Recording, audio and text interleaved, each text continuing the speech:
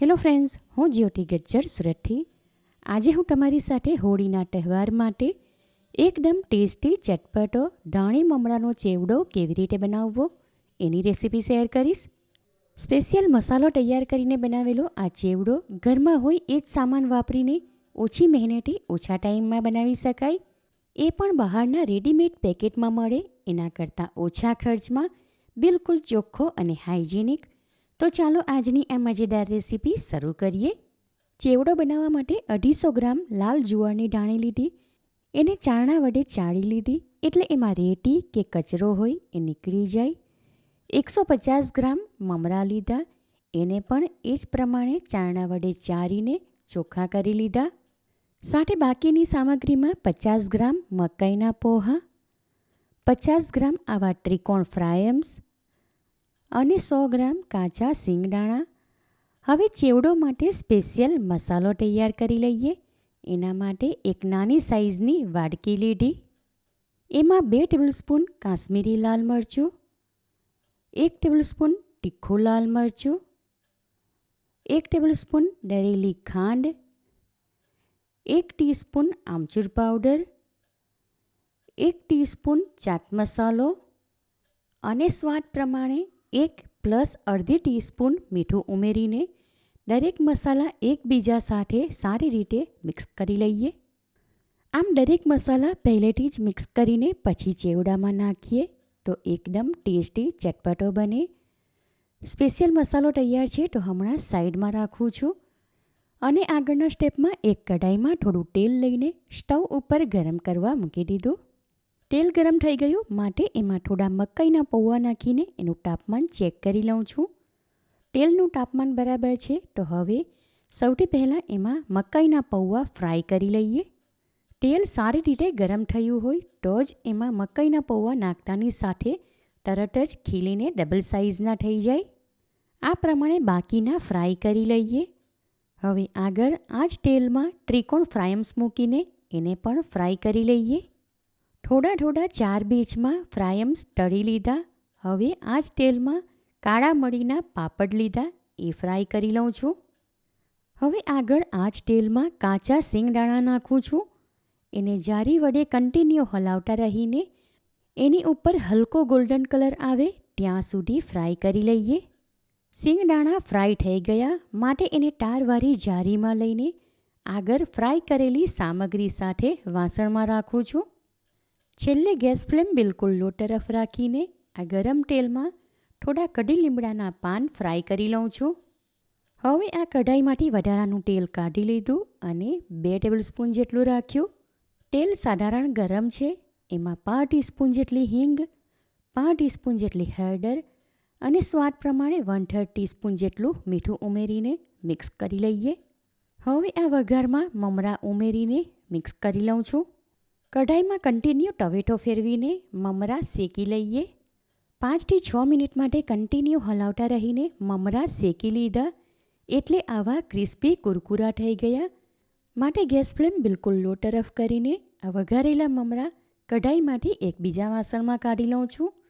અને આગળના સ્ટેપ માટે ફરી એ જ કઢાઈ સ્ટવ ઉપર ચઢાવું છું. કઢાઈમાં 2 ટેબલસ્પૂન જેટલું તેલ લઈને gas flame law to medium તરફ કરી દીધી.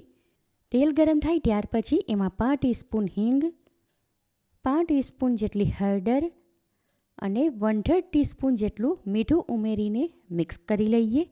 હવે આ વઘારમાં અડધા ભાગની ધાણી ઉમેરીને મિક્સ કરી લઈએ. લાલ જુવારની ધાણી હું બહારથી રેડીમેડ લાવી હતી.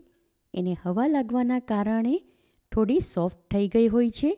માટે એ થોડી ક્રિસ્પી થાય ત્યાં સુધી એને શેકી લઈએ જેથી કરીને ખાવામાં ચવડ ન લાગે. કઢાઈમાં કન્ટિન્યુ ટવેટો ફેરવીને થોડીવાર માટે ધાણી શેકી લીધી એટલે ક્રિસ્પી કુરકુરી થઈ ગઈ. હવે ગેસ ફ્લેમ બિલકુલ લો તરફ કરીને શેકેલી ધાણી કઢાઈમાંથી એક વાસણમાં કાઢી લઉં છું. અને આગળના સ્ટેપમાં ફરી એ જ કઢાઈ સ્ટવ ઉપર ચડાવીને બાકીની ધાણી માટે આગળની રીત પ્રમાણે વઘાર તૈયાર કરું છું. તૈયાર કરેલા વઘારમાં ધાણી ઉમેરી આગળની રીત પ્રમાણે શેકી લઈએ. ફ્રાય કરેલા સિંગદાણા, કઢી લીમડાના પાન, મકાઈના પોહા, ફ્રાયમ્સ અને વઘારેલી ધાણી એ બધું જ આ પહોળા વાસણમાં લીધું.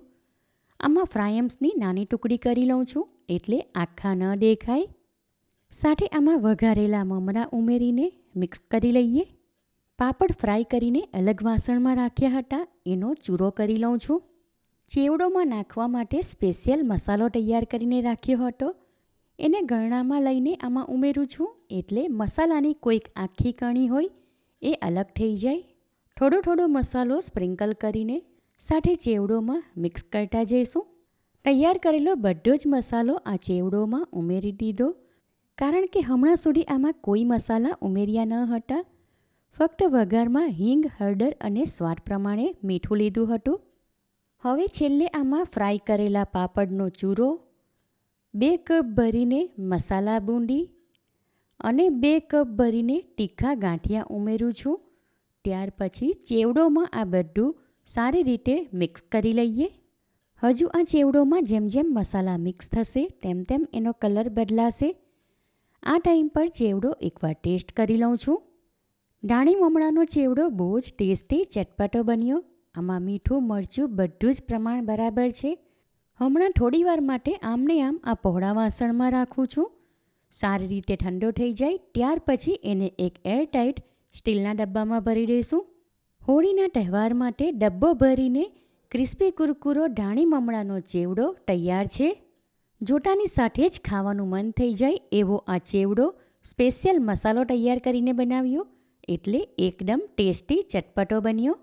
હોળીના તહેવારમાં બહારથી ચેવડો લાવવાના બદલે આ રીતે તમે ધાણી મમરાનો ચેવડો બનાવશો તો ગેરંટી સાથે કહું ઘરમાં નાના મોટા બધા જ વખાણ કરીને ખાશે.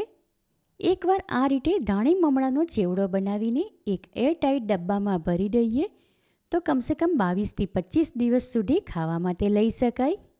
તો ઓછી મહેનતે ઓછા ખર્ચમાં તૈયાર થઈ જાય એવા આ ચેવડાની રેસીપી તમે જરૂરથી ટ્રાય કરો.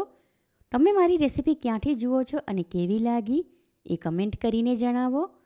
રેસીપી પસંદ આવી હોય તો વિડીયોને લાઇક કરીને વધારેમાં વધારે શેર કરો. ચેનલ પર નવા હો તો સબસ્ક્રાઈબ કરીને બાજુમાં આપેલા બેલ આઇકન પર ક્લિક કરો એટલે આવનાર દરેક નવી રેસીપીઓની જાણકારી તમને મળતી રહે. ફરી મળીશું એક નવી રેસીપી સાથે. Eat healthy and stay healthy.